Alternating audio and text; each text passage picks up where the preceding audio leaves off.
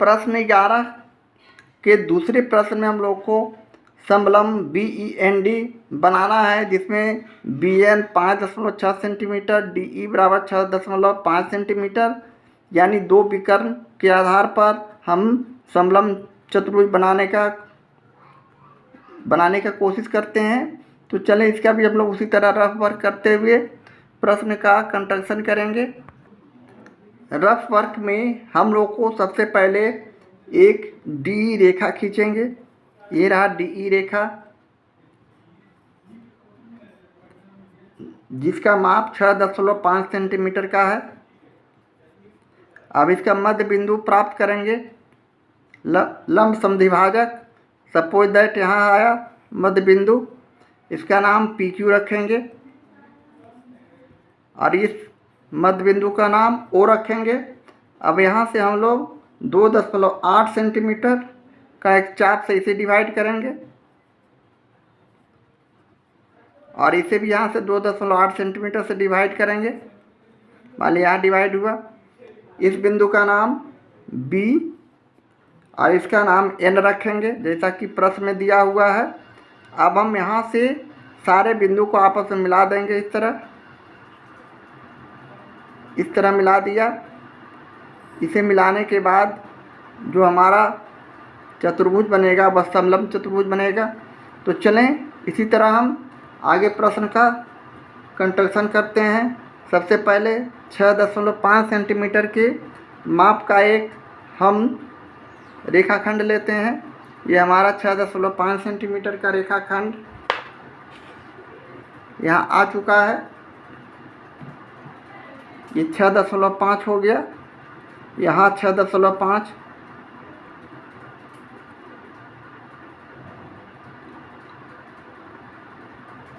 इसका नाम DE रखा। इसके मध्य बिंदु प्राप्त करने के लिए हमें E से आधा से अधिक पर डिवाइड करना है। यहाँ से हमने इसे डिवाइड किया और ऊपर नीचे दोनों तरफ चाप लेने के बाद जो रेखा PQ हम खींचेंगे और DE रेखा को डिवाइड करेंगे, उस मध्य बिंदु जो प्राप्त करेंगे वही मध्य बिंदु है। दोनों साइड हम कर सकते हैं, इधर भी इधर भी।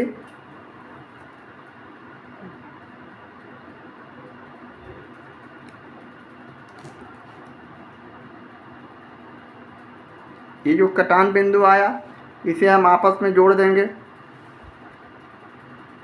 और जोड़ने के बाद इस रेखा का नाम PQ रख देंगे। ये P और ये Q, ये PQ रेखा हमें प्राप्त हो चुका है। और ये कटान बिंदु जो है यहाँ मध्य बिंदु O है। अब हम रेखा PQ को 2.8 सेंटीमीटर के चाप से काटेंगे। 2.8 सेंटीमीटर हमारा यहाँ हो गया। ये 2.8, 5, 6, 7, 8 इसी के माप का हम एक चाप लेते हैं और O बिंदु के पास रखते हुए इसे हम डिवाइड करते हैं। यहाँ से हम इसे डिवाइड करते हैं ऊपर नीचे दोनों साइड। इसे डिवाइड करने के बाद जो बिंदु आता है उसका नाम हम BN रख देंगे। ये B हो गया और ये N हो गया। अब हम सारे बिंदु को आपस में मिला देंगे।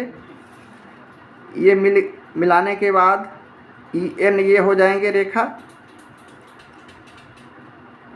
EN। इसी तरह DN,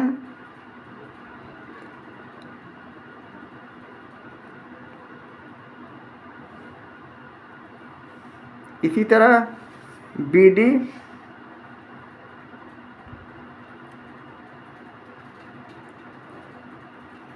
इसी तरह BE,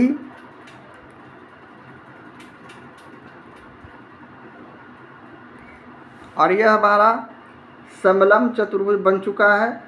अब इसके माप को लिख देंगे। ये 6.5 सेंटीमीटर का पूरा है, जो कि विकर्ण है 6.5 सेंटीमीटर DE, और यह विकर्ण 2.8 सेंटीमीटर और यह भी 2.8 सेंटीमीटर। ये दोनों को हम जोड़ देते हैं तो हमारा विकर्ण जो बुक में दिया हुआ है वह हमें प्राप्त होता है। यानी बुक के अनुसार हमारा विकर्ण है 5.6 और दूसरा विकर्ण 6.5। तो इसे जोड़ने पर 5.6 आएंगे, 2.8 और 2.8 जोड़ने पर। इस तरह हमारा कंस्ट्रक्शन बन चुका है। अब हम इसकी रचना के चरण को उसी तरह लिख देंगे। रचना के चरण में हम लोग पहला पॉइंट बनाते हुए DE बराबर 6.5 सेंटीमीटर का एक रेखाखंड खींचा। दूसरा में DE रेखा का लंब समद्वि भाजक PQ खींचा, जो DE को O पर काटता है या O पर काटता है। पुनः O को केंद्र मानकर तीसरे पॉइंट में 2.8 सेंटीमीटर त्रिज्या का चाप लिया, जो PQ रेखा को B और N बिंदु पर काटता है। हमने यहाँ से 2.8 सेंटीमीटर के चाप से इधर लिया और ये विपरीत दिशा में इधर लिया और इस बिंदु का नाम BN रखा। अब अंत में चौथे चरण में हम लोग बिंदु D, B, E और N को मिलाने पर BEND एक अभिष्ट समलंब चतुर्भुज बना। इस तरह 11वें प्रश्न का दूसरा का कंस्ट्रक्शन हम लोग लिखकर और रचना के चरण को इस तरह लिखेंगे।